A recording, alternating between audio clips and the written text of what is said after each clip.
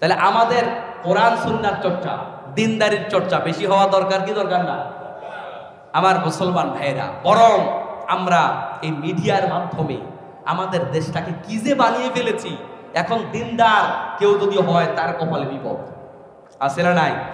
এই যে ঢাকা বিশ্ববিদ্যালয়ের ভিসি নিয়োগ হলো, আমি জানি না গত বাংলাদেশ স্বাধীন হওয়ার পরে মানে ঢাকা বিশ্ববিদ্যালয় মানে এত কোয়ালিফাইড, এত সার্টিফিকেট দাঁড়ি আর কোন ভিসি আসছে বলে আমার জানা নাই। এত কোয়ালিফাইড লোকটা, কিন্তু সে মাগরিবের নামাজের ইমামতি করেছে, পিছনে ছাত্ররা নামাজ পড়তেছে, সকল মিডিয়া কভারেজ।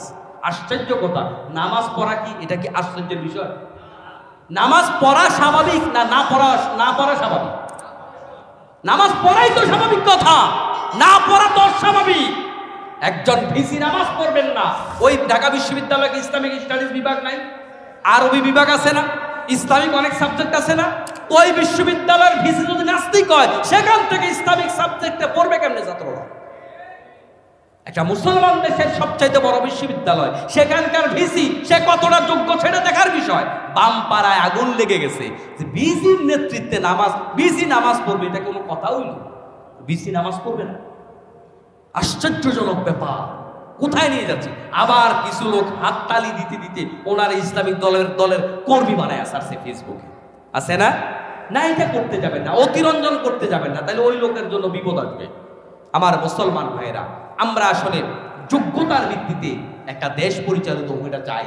হুজুর এত কথা বলেন কেন দেশ নিয়ে? শোনেন, সমাজ ভালো হইলে আপনি ভালো, সমাজ ভালো না হলে অনেকে আছে না যে আমি ভালো তো সমাজ ভালো, এইটা এক দৃষ্টিতে ঠিক আছে, কিন্তু আরেক দৃষ্টিতে মনে রাখবেন, সমাজ ভালো না হলে একজন লোক পরিপূর্ণ ভালো কখনো হতে পারে না। এটা সম্ভব হয় না, সম্ভব হয় না। আপনি যখন ইসলামিক পরিবেশে যাবেন, দেখবেন আপনার একটা মেয়ের দিকে তাকানোর মানসিকতা থাকবে না, অন্যায় করার মানসিকতা থাকবে না।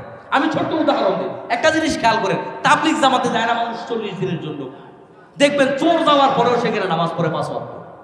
ওখানে কিন্তু বিরক্ত হয় না 5 ওয়াক্ত নামাজ পড়তে। কেন? সবাই নামাজ পড়ে, নামাজের পরিবেশ সে পেয়েছে, তাই সে নামাজই হয়।